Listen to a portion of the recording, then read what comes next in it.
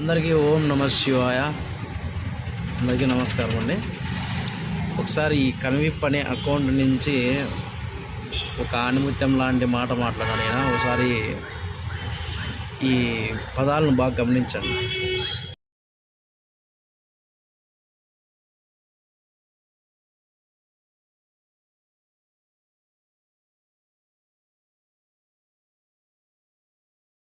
Okay,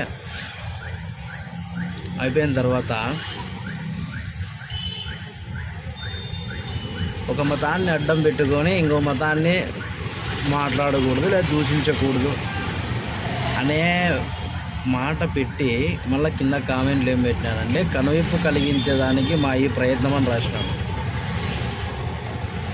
first of all నువ్వు తెలుసుకోవాల్సింది ఏమంటే మీ మతాన్ని అడ్డం పెట్టుకొని మా హిందూ ధర్మాన్ని దూషిస్తున్నారు, మా దేవుళ్ళని దూషిస్తున్నారు, మా గ్రంథాలను దూషిస్తున్నారు.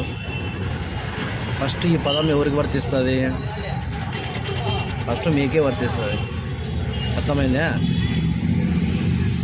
మా మతం మీద పడి ఏడ్చేది ఏంటి కదా నాయన? చెప్పుకోండి, మీ మతం గొప్పతనం చెప్పుకోండి, లేకపోతే మీ గ్రంథంలో ఉన్న మంచి మాటలు చెప్పుకోండి. అందరూ ఒకేలాగా ఉండరు. నేనేదో మిమ్మల్ని అనడం కాదు. నా ధర్మాన్ని నేనెంత పూజించి గౌరవిస్తానో ఇతర మతాలని కూడా నేను అంతే గౌరవిస్తాను. ముఖ్యంగా ఇది తెలుసుకోవాల్సింది.